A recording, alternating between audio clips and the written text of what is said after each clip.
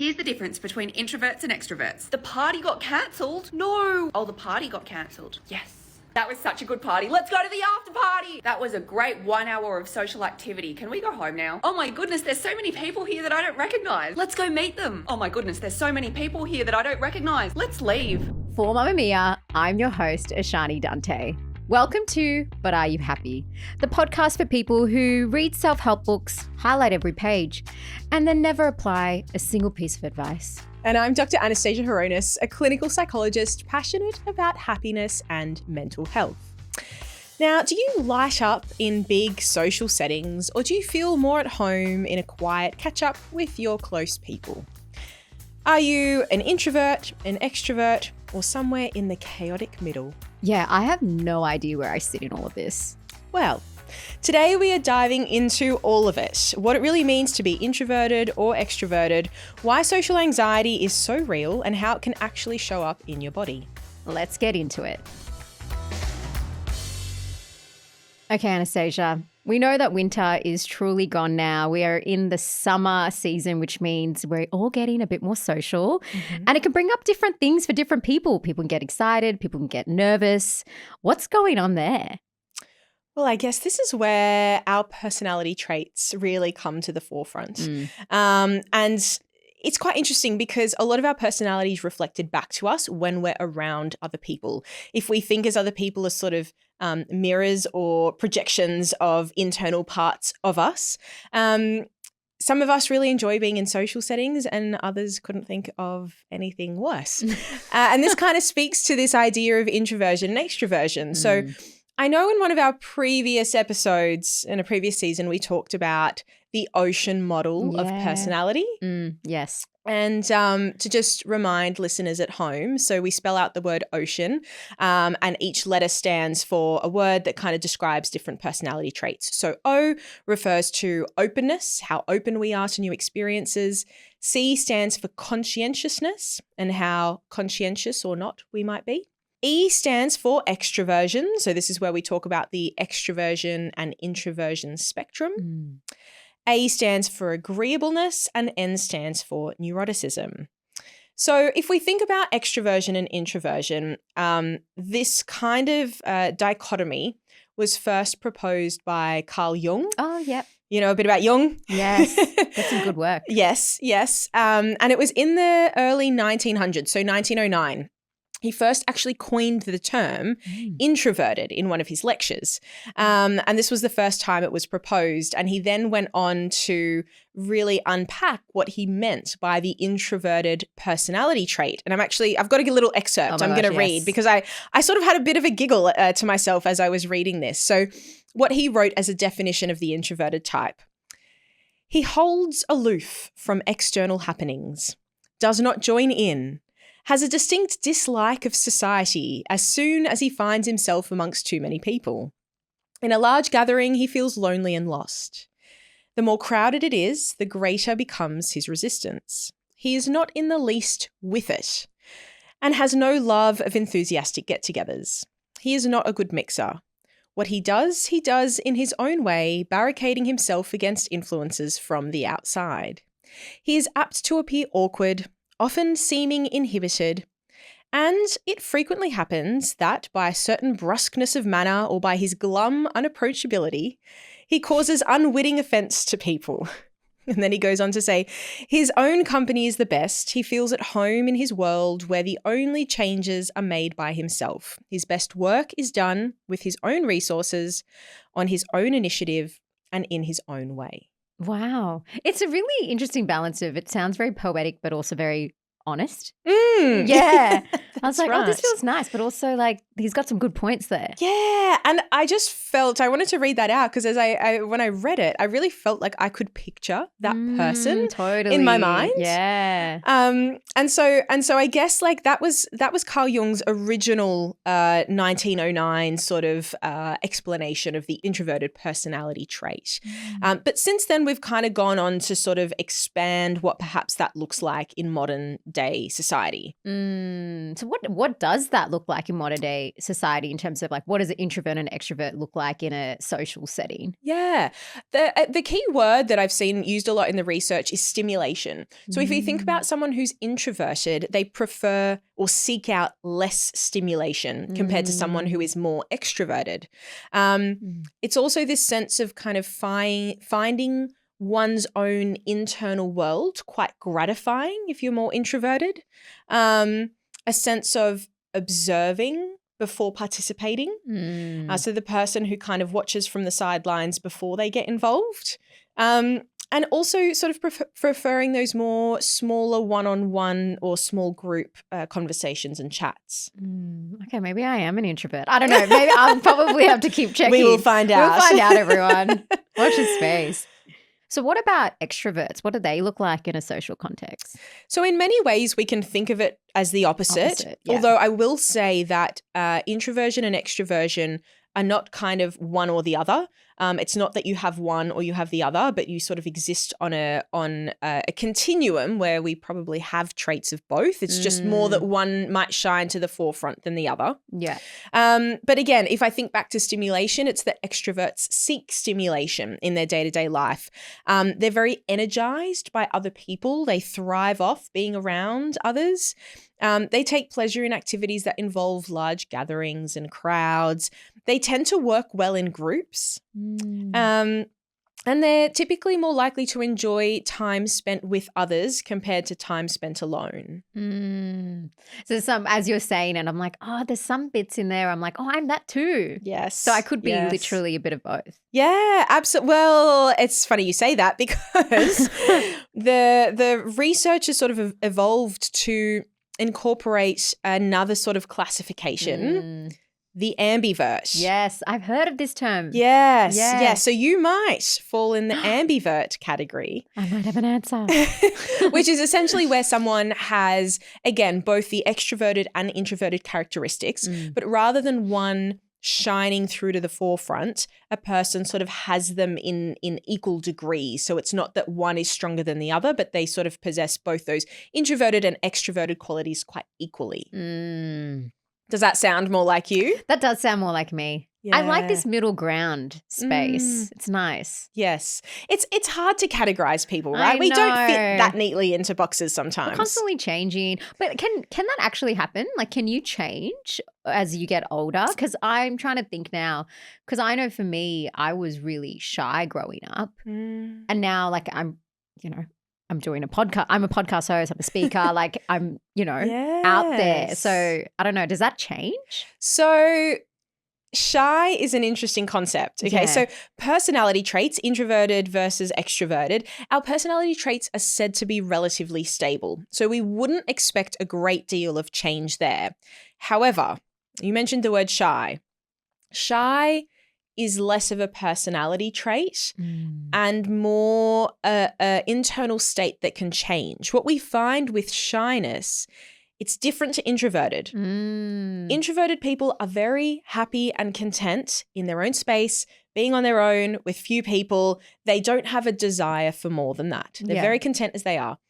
People who identify as being shy usually have a want or a desire to be more connected or to participate more in the social group, but there's some sort of fear or self-doubt that gets in the way. That is so good to know because it's so easy for those two terms to get collapsed into one, being like, oh, she's shy, so that means she's introvert, or vice versa. Yes, exactly. Shy actually implies some sort of anxiety or fear or self-doubt, but it's a desire. There's a desire behind it to have more connection as opposed to the introvert who is very happy as they are. So does culture play a role in introversion, extroversion as well? That's a good point because what we see is that certain cultures will value certain personality traits. So, for example, generally within a Western culture, we see that more extroverted personality traits are valued, like being quite assertive, being risk-taking, more talkative, etc. But in Eastern cultures, there's actually more so those introverted personality traits that seem to be more valued. That's so interesting to actually point that out, because I can imagine too, I know you're speaking to culture, but also it gets me thinking about even like schools and school systems and how often, you know, when a student, like I know from my experiences from working with schools, it's like if a student isn't participating in classroom discussions, it's like not a good thing. But it's so funny how the system plays to more trying to get more people to be more extroverted when it actually might not be their natural nature. Yes.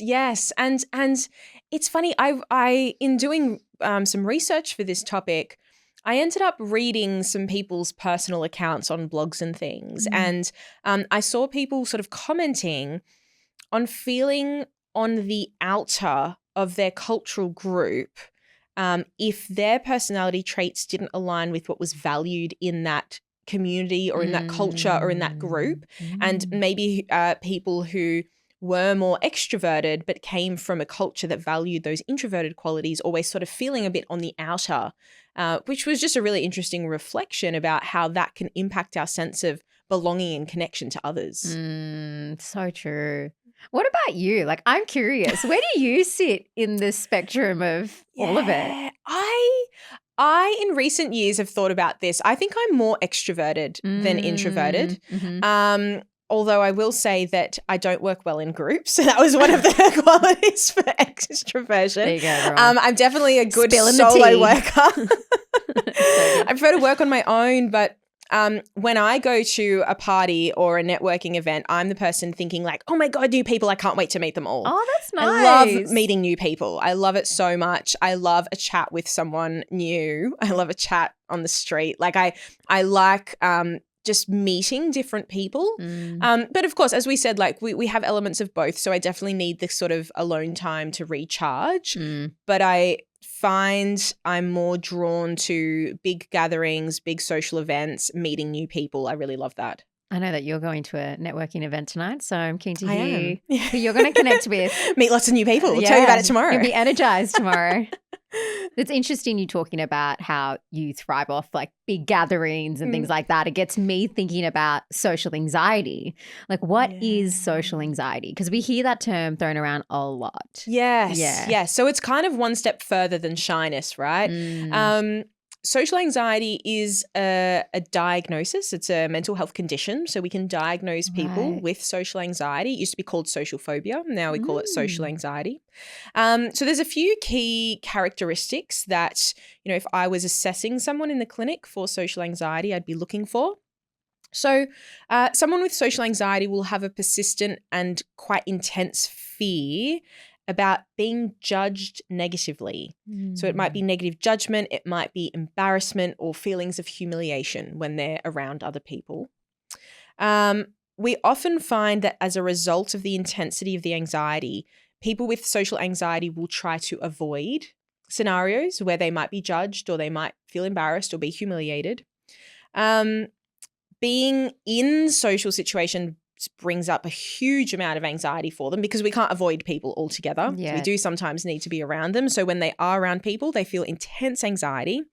And that sort of can almost interfere with their day-to-day life. So maybe it impacts their ability to work. Maybe it impacts their ability to enjoy leisure time. It could be in all different sorts of ways, but it impacts their life on a day-to-day level. Wow.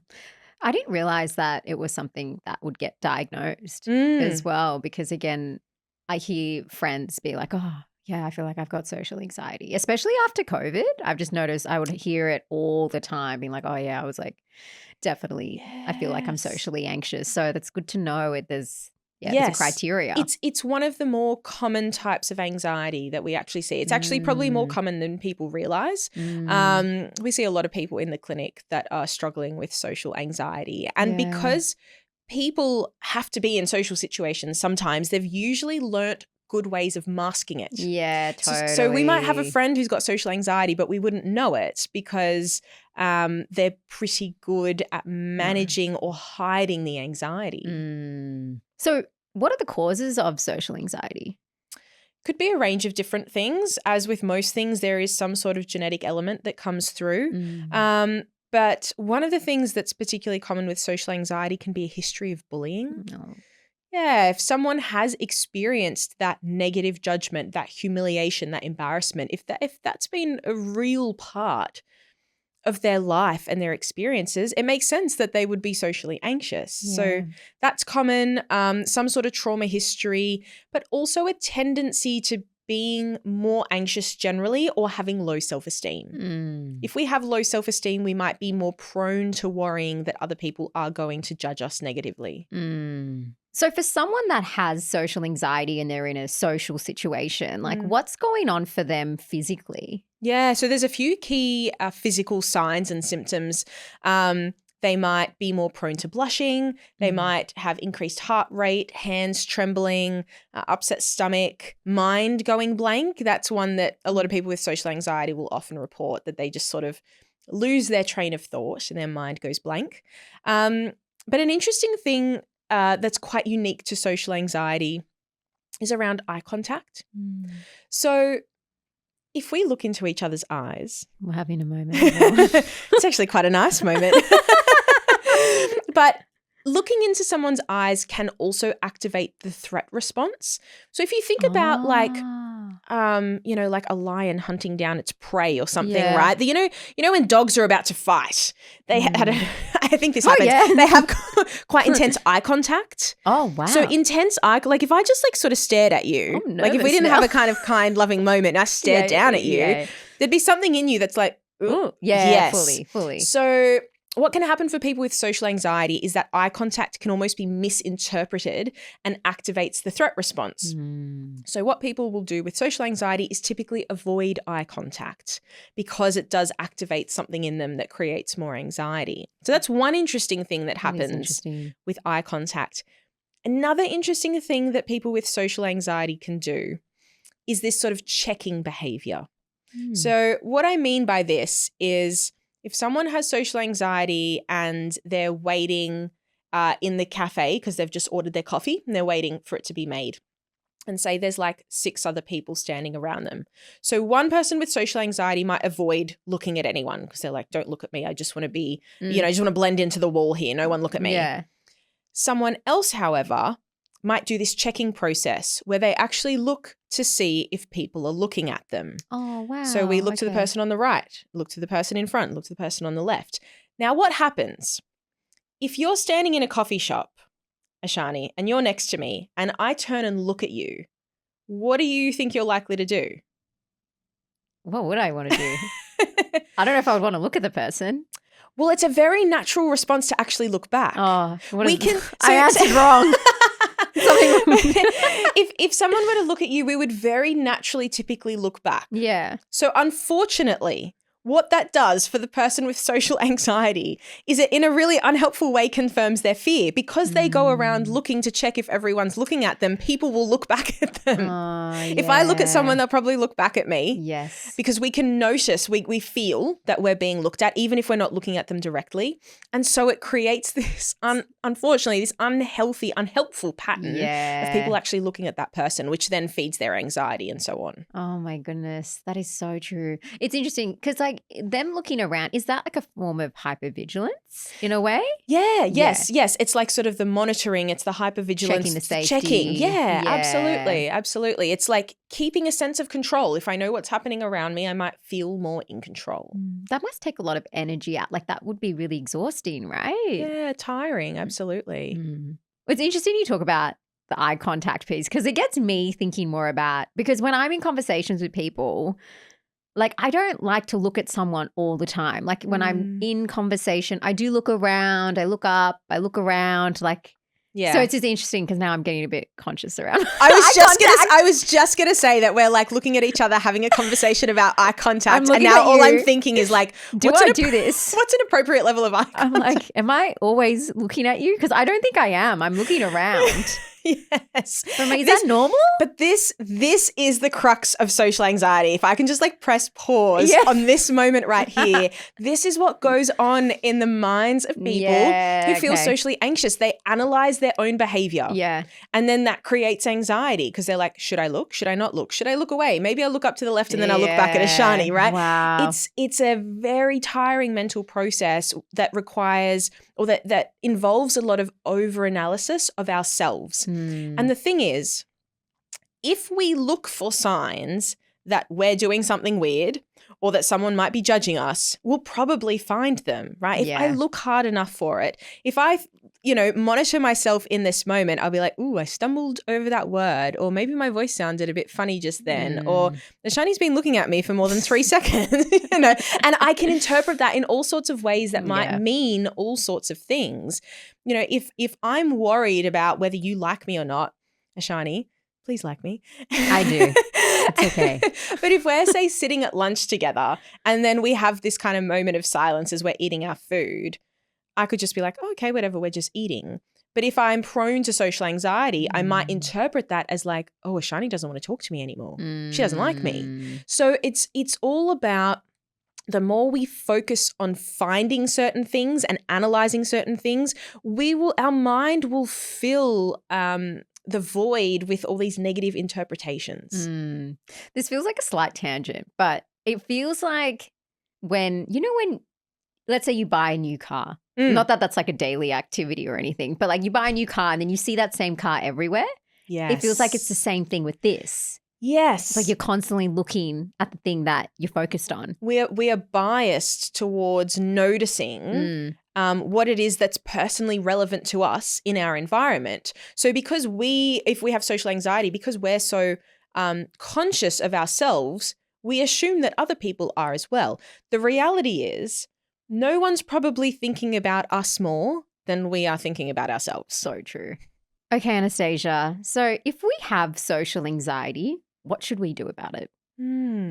Well, the good news is social anxiety is a condition that is really responsive to treatment. That's good. Yeah. So as a psychologist, I would work with someone around a type of therapy called cognitive behavior therapy, which we've talked a little bit about before. So it really involves looking at any unhelpful thinking patterns someone might have. So for example, assuming we know what other people are thinking or jumping to conclusions about things. But it also involves a process of exposure. So whenever we are feeling anxious around something, exposure to the thing that makes us anxious is generally one of the most effective treatments we can have.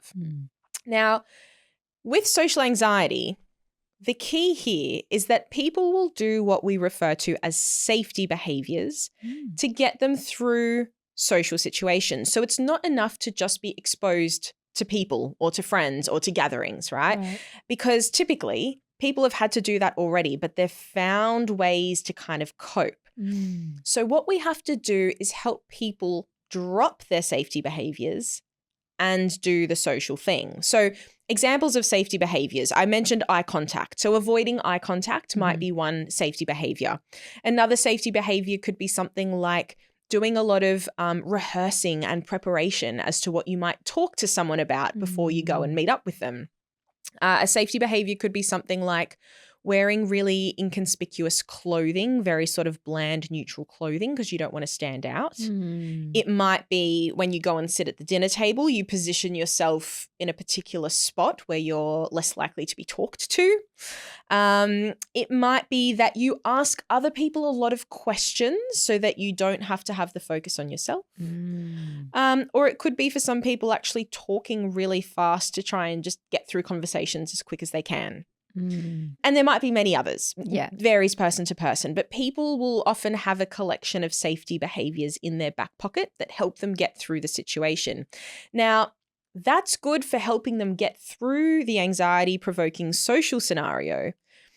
But what it doesn't allow for is the person to learn, actually, I can be in this social situation without those safety behaviors and everything will be okay.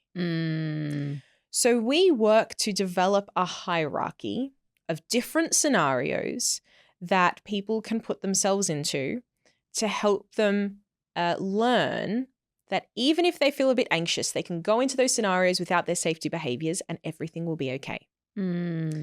Now, when I was studying at uni, in my master's, we actually had to do some of these experiments. Oh, that's fun. Yeah. Well, I guess fun for people who don't have social anxiety. Yeah, but true. they were actually highly anxiety provoking situations. So it had to be really wild things that we would do that would bring about public scrutiny. So, for example, tie a rope around a banana and walk it down the street. Oh my gosh, that is so specific and niche. Yes. Something that no one would ever do. Exactly. Wow. The idea being that it draws people's attention. And to be able to kind of learn, okay, I can feel anxious, I can have a lot of attention on me, and after those few minutes are done, like no one cares. No one really cares that much. Maybe people go home and be like, I saw this random person walking a banana down the street, but like it's not a big deal. Yeah, so true. what? Another one, and this is one that I didn't do the banana one. I maybe wasn't game enough, but we had to go up and pay for a coffee in all 5 and 10 cent pieces and like count them out at the cash register. I love that. So you're like keeping people waiting, and the guy behind the cash register is like, come on, you should have counted this out. And there's people behind me. Oh my gosh, this is very anxiety-inducing. Yes. So it's like the idea of bringing up anxiety to prove to ourselves, okay, it's uncomfortable, but it's also okay. Wow. That's really clever. Yeah. I'm sharing stories now. I'll share one more with you. Yeah. Story time. I once worked with a person who had a lot of social anxiety, just even in public, walking through like, Coles or Woolies and thinking people were looking at them. And so one of the things that we did was that I sacrificed myself. And so I walked through Woolies with like lipstick smudged all over my face intentionally and like quite obviously. Oh my gosh. And the person I was working with was also in Woolies, and her job was to look around and just notice did people actually look at me and notice? And B, if they did, what did they then do? And it's interesting because when we feel self-conscious about something, we think everyone is looking at us. Totally. The reality is people aren't really noticing that much. Wow. So it was interesting for her to kind of be on that observer end and notice actually not many people even realized I had lipstick smudged all over my face. And for those who did, they kind of looked at me for a second and then kind of went about their day and didn't care. True. So it's all about sort of in a very practical way relearning that when we shine the spotlight on ourselves, everything seems like a really big deal. But actually, we're thinking about ourselves more than anyone else is. So true. We've reached that time in our episode where we answer a question or dilemma from one of you, our listeners. Anastasia, this one comes from Blake. So I'm naturally outgoing and comfortable in social situations with friends. I can talk for hours, crack jokes, carry a conversation without overthinking. But the second I walk into a professional networking event, it's like everything shuts down. I become hyper aware of how I'm coming across, second guess every word, and start overanalyzing whether I sound competent or completely out of place. It's so frustrating because I know I'm capable of connecting with people, but it's just something about that formal environment that triggers this anxiety. I turn into this anxious version of myself that I don't even recognize. I want to be seen as confident and capable, but I can't seem to access that part of myself that feels natural and easy when the stakes feel higher. I feel like this is, again, very relatable. This is a common one, I feel, that people feel particularly uncomfortable when it comes to networking. And I think this is because there is a bit of an unspoken or unsaid framework that exists around networking versus hanging out with friends. When we're hanging out with friends, we know the social rules and the social norms. But when it comes to networking, really the objective is to meet people, typically around our career, who we might be able to connect with and potentially collaborate with in the future. I mean, that's the purpose of networking, right? To build the network. Yeah. But with a real specific purpose. It's not to make friends, even though we might end up making friends. It's not the purpose of it. So I think sometimes getting ourselves really clear on the purpose of an interaction can be helpful. Yeah. I know that when I see my friends, the purpose is to catch up, hear how we're going, share a few laughs, have a bit of a deep and meaningful if required. You know, I know what the kind of framework is. If you go into networking events, have the framework in mind that I'm here for a purpose. Also have the framework in mind that a lot of people at networking events don't necessarily know anyone else. So you're not in the same boat. So true. Again, it's this anxiety can shine a spotlight inwards where we feel like we're the only ones feeling nervous or anxious. As I was saying before, I love networking. That doesn't mean I don't ever I feel uncomfortable and anxious when I go to networking events. Oh, yeah, me too. Particularly if I don't know anyone. Yeah, totally. I'm like, I have to go walk up to a stranger and say hi and facilitate some sort of chat. That's not an easy thing to do. So we can enjoy something and still find it uncomfortable at times. So I would say to Blake, remember that you're not alone in that experience. A lot of people are probably feeling quite similar. But remember the kind of objective. If you can go in with a goal, that will help you direct your focus and direct your conversations. I really love that because I think for me personally, I love going to networking events. Like I really thrive off it, but I go through that space before I go and I get really nervous and I'm like, oh, maybe I don't want to go. Maybe I shouldn't go. And I try to not go. But then I'm like, no, you should go. But I think one of the things that have really helped me is just being open and curious to know, oh, who am I going to meet? And then I think I always put on the lens of just curiosity to understand the other person, like why they're there and, hearing more about their story. And then you naturally find this flow because you get out of your own head and you're just getting more curious about the other person. Yes, they're those mindfulness skills, right? Being present with the moment and with what someone's telling you. That's so true. Anastasia, can you give us the main takeaways for today's episode, which is the final episode of this season? Oh, don't tell me that. But yes, I can. Okay, so first of all, most people possess elements of both introversion and extroversion. Second, shyness is different to introversion because shy people typically want to engage, but they're fearful. Third, social anxiety is a clinical diagnosis that affects many people. And last of all, exposing yourself to situations that provoke anxiety is the best way to work through and overcome the fear.